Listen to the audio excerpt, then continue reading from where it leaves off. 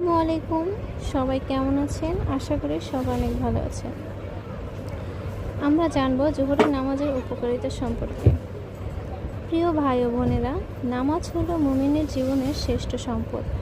এটি আল্লাহর সঙ্গে যোগাযোগের সেতুবন্ধন এবং জান্নাতের পথে চলার মূল চাবিকাঠি। প্রতিটি ফরজ নামাজেরই আছে আলাদা ফজিলত ও রহমত, আর তার মধ্যেই একটি মহামূল্যবান নামাজ হলো জোহরের নামাজ। জোহরের নামাজ কখন পড়া হয়? সূর্য মধ্য আকাশ থেকে পশ্চিম দিকে হেলে পড়ার পর থেকে আসরের আগ পর্যন্ত যে সময় থাকে সেটি জোহরের নামাজের সময়। এটি প্রতিদিনের 5 ওয়াক্ত ফরজ নামাজের দ্বিতীয়টি এবং ইসলামে অত্যন্ত গুরুত্বপূর্ণ। এখন আমরা জানব জোহরের নামাজের অসাধারণ উপকারিতা ও ফজিলত সম্পর্কে। তাহলে আসুন শোনা যাক। 1. গুনাহ মাফের এক অনন্য সুযোগ।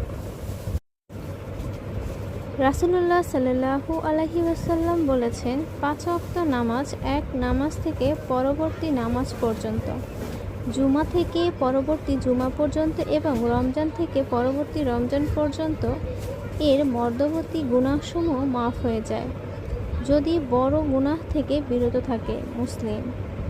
অর্থাৎ জোহরের নামাজ আমাদের সকাল থেকে দুপুর পর্যন্ত করা ছোট ছোট গুনাহ মাফ করে দেয়। 2. রিজিক ও বরকতের দ্বার উন্মুক্ত করে।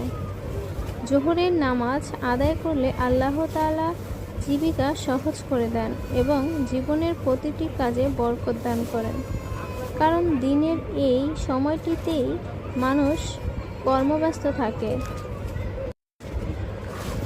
আর তখন নামাজ পড়া আল্লাহর প্রতি ভালোবাসার সর্বোচ্চ প্রমাণ। 3. হৃদয়ের শান্তি ও প্রশান্তি আনে। ব্যস্ত দিনের মাঝেও যখন বান্দা জোহরের নামাজে দাঁড়ায় তখন আল্লাহ তাআলা আর অন্তরে নেমে দেন অদ্ভুত এক শান্তি ও প্রশান্তি, যা দুনিয়ার কোনো কিছুর সঙ্গে তুলনা করা যায় না। 4. কিয়ামতের দিনে ছায়া প্রদান করবে।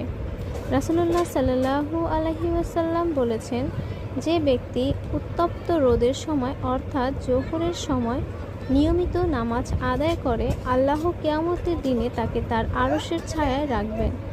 ইবনে মাজাহ। 5. নামাজ জান্নাতের পথ প্রদর্শক। যে ব্যক্তি জোহর সহ 5 ওয়াক্ত নামাজ ঠিকমতো আদায় করে তার জন্য জান্নাত নিশ্চিত। এটি শুধু